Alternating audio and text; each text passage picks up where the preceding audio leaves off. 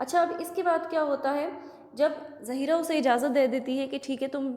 اپنی مرضی سے رہ بھی سکتے ہو اور مجھے چھوڑ کر جا بھی سکتے ہو، تو پھر اس کے بعد کیا ہوتا ہے کہ وہ دونوں جا کر سو جاتے ہیں، ٹھیک ہے نا۔ اب جیسے ہی رات آدھی ہوتی ہے تو گل کے کمرے میں کسی کے قدموں کی آہٹ سنائی دیتی ہے، تو گل کے کمرے میں ہلکی ہلکی روشنی آ رہی ہوتی ہے۔ گل دیکھتا ہے کہ کوئی شخص جو ہے وہ ہاتھ میں کھنجر لیے کھڑا ہے، کھنجر کہتے ہیں چاقو کو، ٹھیک ہے۔ وہ خوفزدہ ہو جاتا ہے، لیکن جب وہ غور سے دیکھتا ہے تو اس کی بہن صنوبر ہوتی ہے، اس کی بہن نے اسے ڈھونڈ لیا ہوتا ہے، تو وہ پھر اپنے بھائی کو گلے سے لگاتی ہے اور جو ہے وہ اس کو بےحد پیار کرتی ہے اور کہتی ہے کہ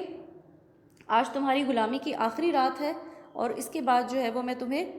یہاں سے آزاد کروا کے لے جاؤں گی، آج میں ظہیرہ کو جو ہے وہ نہیں چھوڑوں گی اور میں انتقام لے لوں گی، یہ کہہ کر اور یہ کہتی اور اس نے اپنے ہاتھ میں خنجر اٹھا لیتی، لیکن گل جو ہے وہ اپنی اور ظہیرہ کی ساری بات کی تفصیل اپنی بہن کو بتا دیتا ہے، لہٰذا وہ خوش ہوتی ہے کہ شکر ہے کہ وہ اس گناہ کو کرنے سے رک گئی، اور وہ پھر سوچتی ہے کہ اچھا ہوا کہ مجھ سے یہ گناہ سرزد نہ ہوا اور تم نے مجھے ساری بات بتا دی۔ ان دونوں کی باتوں کی آواز جو ہے وہ گونج رہی ہوتی ہے، کیونکہ برابر کمرے میں ہی ظہیرہ ہوتی ہے، تو ظہیرہ ساری باتیں سن کر یہاں پہنچ جاتی ہے، ٹھیک ہے۔ اور اس کے ہاتھ میں، صنوبر کے ہاتھ میں خنجر دیکھ کر جو ہے وہ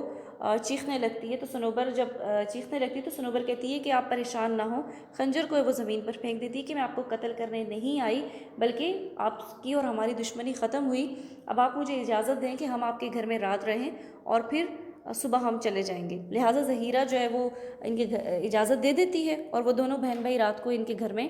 رہتے ہیں۔ اچھا اب جب تقریباً فجر کی اذان کے قریب جو ہے وہ صنوبر اور گل کو بہت سارے آدمی جمع ہوتے ہیں، انہیں بہت آواز آ رہی ہوتی ہے گھر میں، جب وہاں جا کے دیکھتے ہیں تو کچھ لوگ باتیں کر رہے ہوتے ہیں۔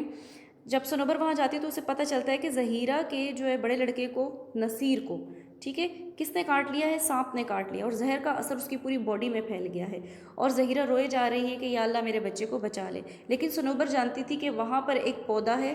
ٹھیک ہے، مارگزیدہ یعنی کہ سانپ کے کاٹے ہوئے کو جو ہے وہ اثر کو زائل کرنے والا، ختم کرنے والا ایسا ایک عرق ہے، اس کا نچوڑتے ہیں اور پھر وہ زخم پر لگاتے ہیں، جس سے جو ہے وہ زہر کا اثر ختم ہو جاتا ہے، لہٰذا وہ مارگزیدہ جو ہے وہ اس کے منہ میں ٹپکا دیتی ہے اور زہر کا اثر زائل ہوتا ہے، یعنی کہ ختم ہو جاتا ہے، ٹھیک ہے۔ اور عرق کے قطرے جو ہے وہ نصیر کے منہ پر پڑے تو اس کی آنکھیں فوراً کھل گئی، اچھا، اور اس نے اماں کو دیکھ کر آواز لگائی، ٹھیک ہے۔ اور یہاں پر یہ چیپٹر اینڈ ہو گیا کہ جو ہے وہ ظہیرہ کے جو بچے کو بچانے کے لیے کس نے مدد کی،